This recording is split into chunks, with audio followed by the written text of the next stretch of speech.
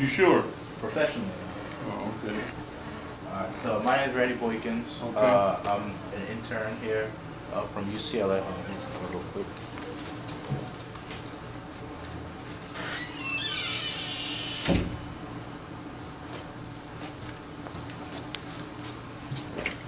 And what I'm doing for the Black Worker Center is compiling sort of like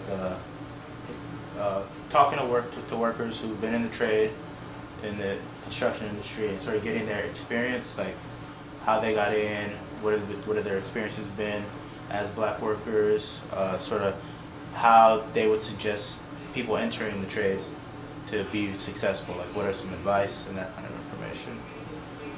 So if you could just go ahead and tell us your name and what type of, what construction industry you're a part of?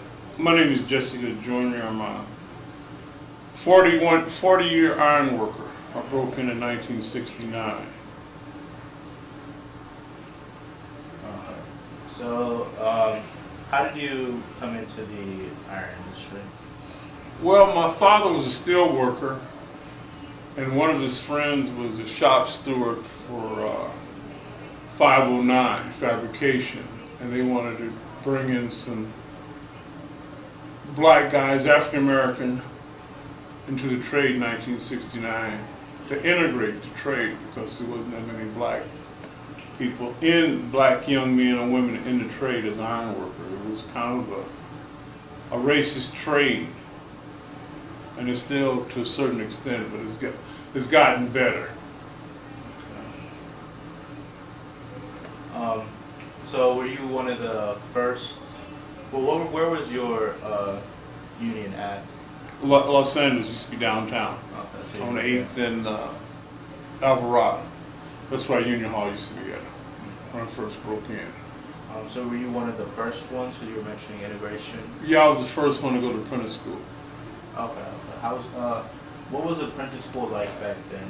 Well, it was a 2-year program. Now it's a 4-year program, and I wish I'd have gone to a 4-year program now to learn more about the trade.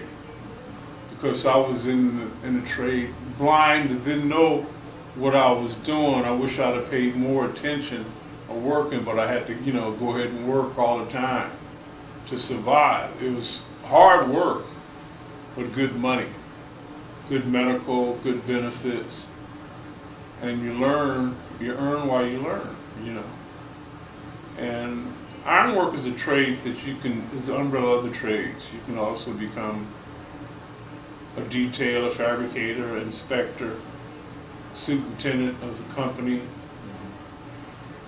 estimator. A lot of work. The work is real bad now.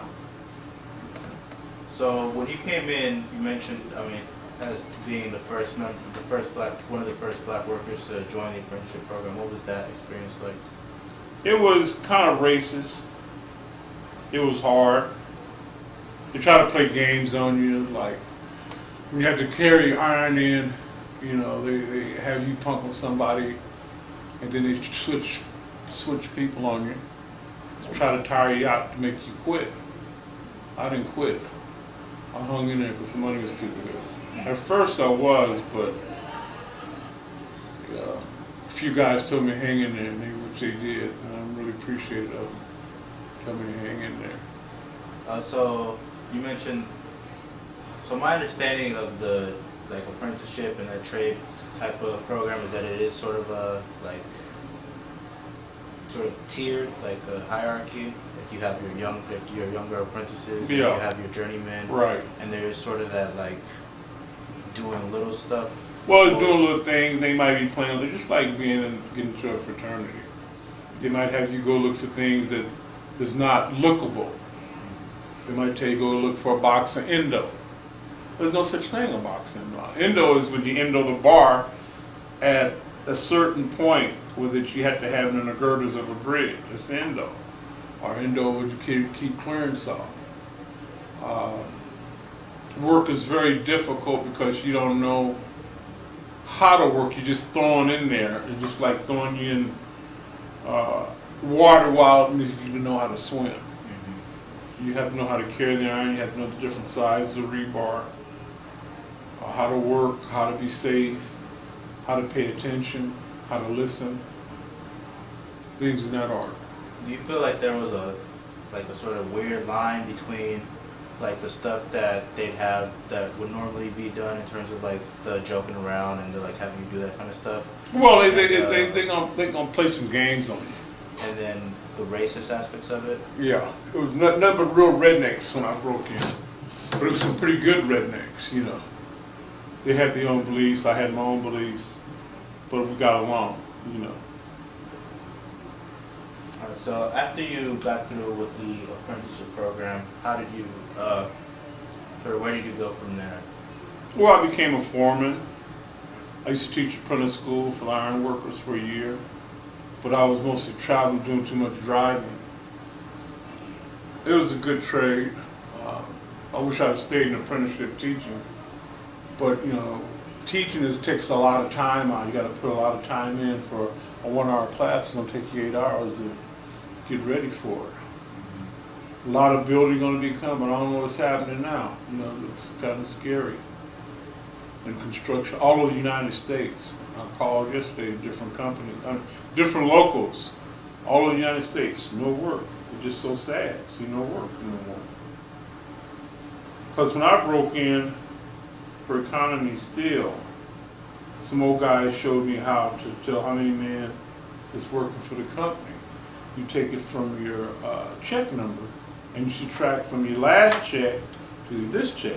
That's how many men you find that's working for the company. Used to be 400 men. We had 3 big companies when I first broke in. Fontana Steel, Soule Steel, and Economy Steel. They're all gone now. Is that something that's happened recently, or Within the last 10 years, 15 years, just a lot of outsourcing? yeah, a lot of companies have gone out. So for a couple of the other trades, there's like after you get through your apprenticeship, you put like on like an out of work list. No, you'd be working for a company. Then if there's no work, you call a union hall and get on the out of work list. Okay, so that's what And then you still have to call a company every day until you get a job. You got to sell yourself. And then they have a good list and a bad list. And sometimes I was able to go to work all the time because I was a pretty good worker then.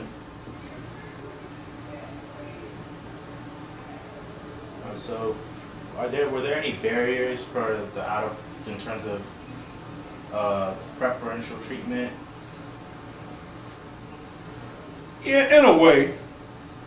In a way. It depends on how you go out there and work and how you perform. You know, if you perform well and shut up and work all day, they love you. If you back talking all that, they don't want to be bothered with you. You know, you're allowed to call in at night. The work is hard. You got to be safe. Pay attention. Keep your eyes open. And ready to work every day. What was the most difficult part of your job while you were in the trade? Every day. Carrying that iron every day. That was different. You got to get motivated to do it, you know. To put the steel in right the first time. So you have to put it back in the second time. You want to put it in the first time.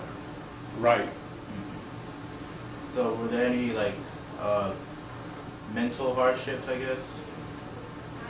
Sort of like treatment from others? Oh yeah, that's some bad treatment. They talk crazy to you, you know. That's the name of the game, you know.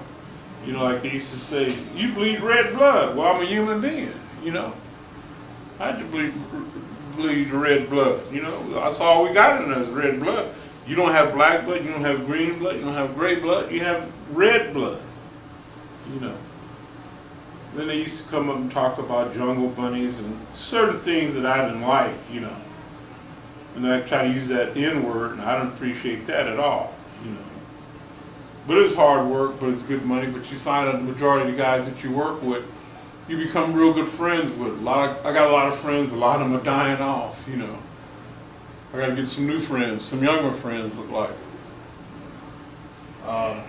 What role did the union play in sort of dealing with dealing with racial issues? Well, when the first business manager, when we had to integrate our local, Bruce Parker, he welcomed us in. And he took care of us, you know. All you had to do is be a man and tell him about situations. He'd try to help you out, try to get you working for another company. And he's a good guy, you know. That was the first business agent I worked under, business manager that I worked under was Bruce Parker's.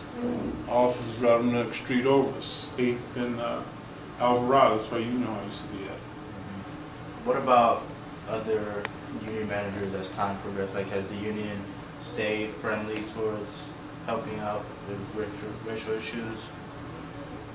What, now or then? Just over time, sort of the progression. Well, now it's gotten a little bit better. A lot of the trades are letting a lot of minorities in since we don't care about if you do have a felony.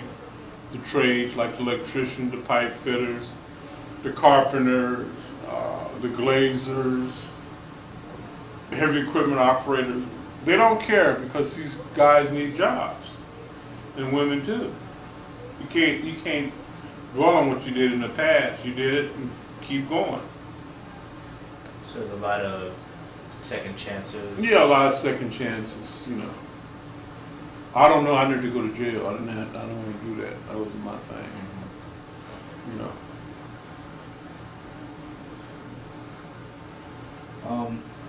If you had to describe the professional culture of building trades, like how would you describe it? It's good. It's a good trade. Good money, good benefits, good medical, good retirement if you can make it that long. You know, we got a goal of 85 years. 55, age 55 and 30, that's your goal in 85 years. That's what you get for retirement when you have 30 years in the trade. You can retire. Because by the time you get 30 years in trade, you're kind of broken down anyway.